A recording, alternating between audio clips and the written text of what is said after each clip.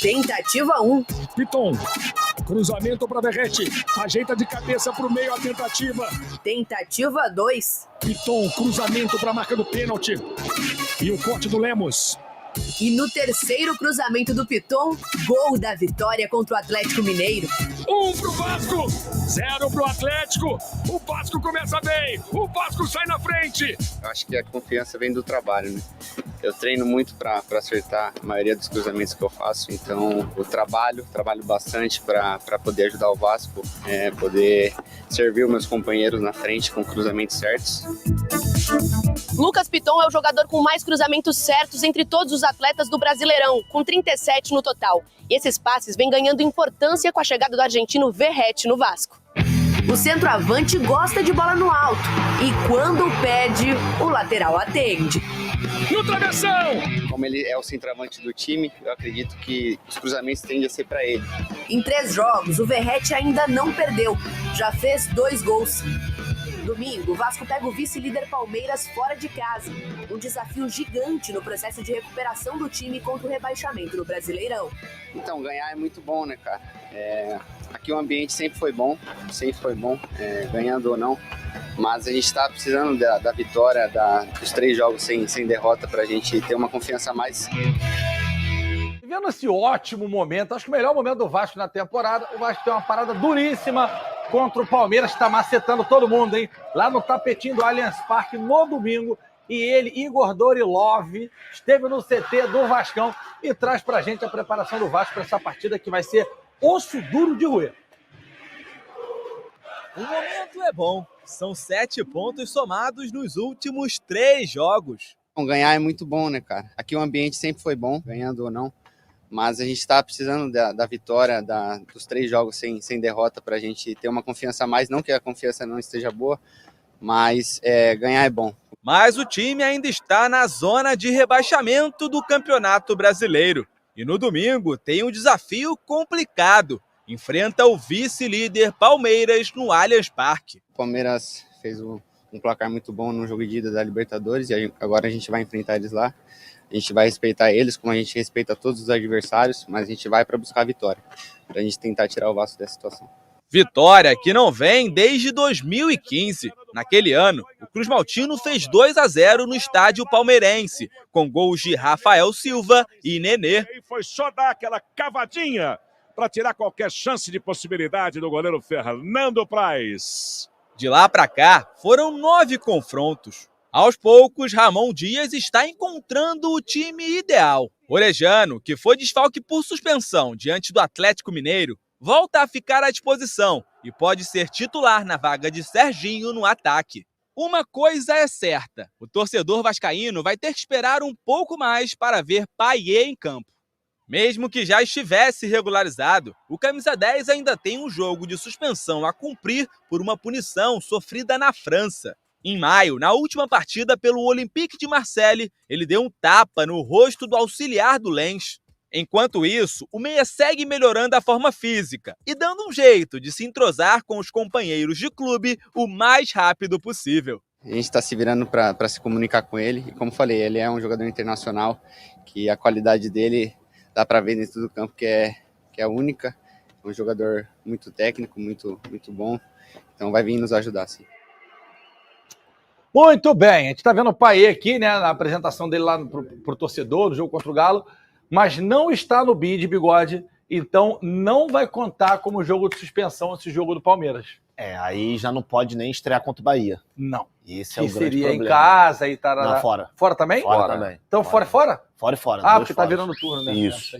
Então, uma notícia ruim.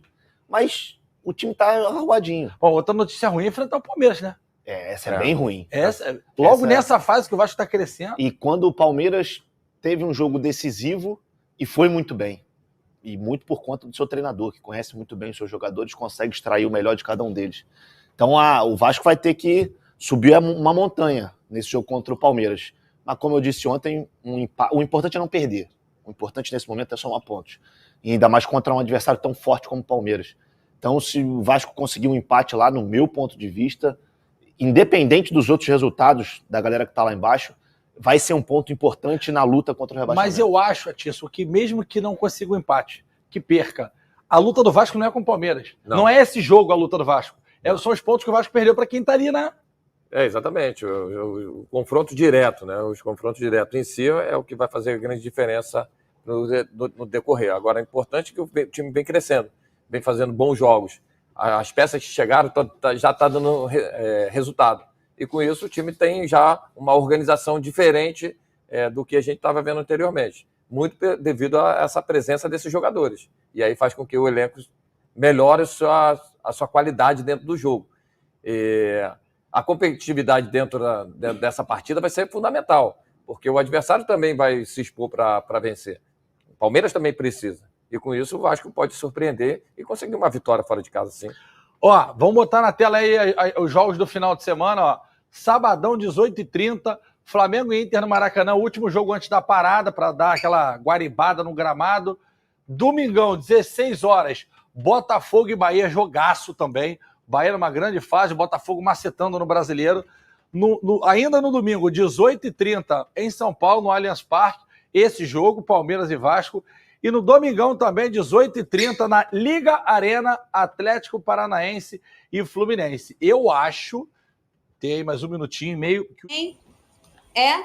Eu tenho um drone do teu, não tem? Antes da gente ir pro Flu? Tem drone do Vasco? É coisa rápida. Eu vou falar do Vasco rápido pra gente poder falar de Fluminense. É o seguinte, hoje teve o julgamento do STJD sobre uma possível extensão de pena para São Januário, mas isso não aconteceu. A única coisa que aconteceu foi um aumento de multa de 60 para 80 mil. Então, desportivamente falando, São Januário está liberado. Só que no dia 30 de agosto, com o Vasco fazendo esse agravo, vai tentar a liberação na justiça comum daquela decisão que a gente leu aqui, absurda, preconceituosa, sobre a interdição de São Januário para sua torcida. Inclusive, até brinquei lá no Twitter das imagens da briga lá dos torcedores do Flamengo com o Olímpia ontem na orla de Copacabana. Daqui a pouco vão punir o Vasco, porque brigaram lá na orla de Copacabana, não vão deixar os moradores da Barreira lá frequentar a praia. Olha, o Big Boss falou uma coisa certa aqui no meu ponto, que é verdade. Os clubes, todos eles, deveriam se unir ao Vasco da Gama nesse movimento. É um absurdo. Porque o que está acontecendo é um absurdo mesmo. Sabe quando a gente olha o livro de história de 100 anos atrás e a gente pensa, nossa, como é que eles faziam isso? Meu Deus do céu. É o que estão fazendo com São Januário. E tá todo mundo quieto. Não, pelo contrário, quieto não. Tem gente achando que é coitadismo. Coitadismo, a quem mandou quebrar o estádio? É isso que as pessoas não entendem. A pena foi cumprida. É isso que as pessoas... O Vasco ficou um mês sem jogar em São Januário. Aconteceu algo parecido ou pior na Vila Belmiro na mesma semana. E o Santos já mandou o jogo e já ganhou o jogo em casa. Com a torcida. Ou seja, não tem nada a ver uma coisa com a outra, sabe? Isso sempre aconteceu no futebol. Infelizmente, essas coisas desses... E acontece em qualquer lugar, tá aí, ó. Copacabana. Acontece. Em Copacabana, em um mês, aconteceu mais incidente do que em São Januário no ano inteiro. Eles vão alegar que em Copacabana é organizado, pelo menos. Sabe o que é? Tem lado A e lado B. Vai ter que botar catraca nos postos pra ver quem vai entrar, gente, igual o Ministério tá pedindo. Pra ajudar o Vasco, a obra do Maracanã é tempo indeterminado. Isso é inacreditável, cara. Isso é inacreditável. Posso dizer, é triste. Não é triste. É triste. É triste. Eu vi foi no News da Colina? Uma carta da Barreira do Vasco. Foi, que eles fizeram. News Colina, né? Assim, tem movimentação, não só no STF. Eu achei linda a carta. Com políticos, deputados falando sobre isso, contra o racismo, o preconceito que está acontecendo em São Januário, elitismo. Aqui também o Tarcísio Mota, junto com outros políticos, também estão fazendo no Rio de Janeiro, e a própria Associação de Moradores também entraram com uma carta em relação a isso, que é um completo absurdo, é só isso. Olha só, Big Boys, fala na caixa aí. Vamos falar, a gente já está falando sobre isso. Aliás, a gente foi o primeiro programa de TV aberta a trazer esse assunto com você. Fernanda, pode ficar tranquila.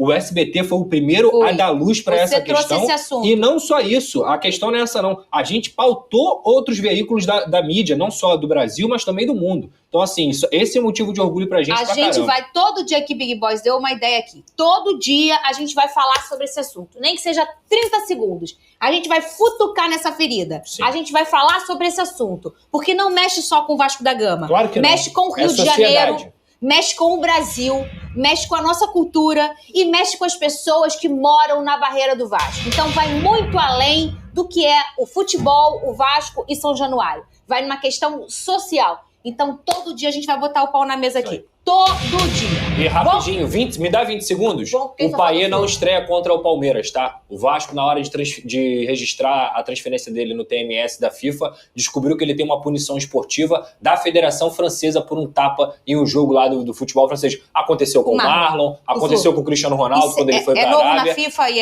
Então o Vasco teve essa surpresa e por isso está tentando regularizar ele para ele já cumprir essa punição contra o Palmeiras e jogar contra o Bahia. Saideira do Giro de Notícias, o Vasco fez uma solicitação à CBF para mandar o seu jogo contra o São Paulo no Mané Garrincha, em Brasília.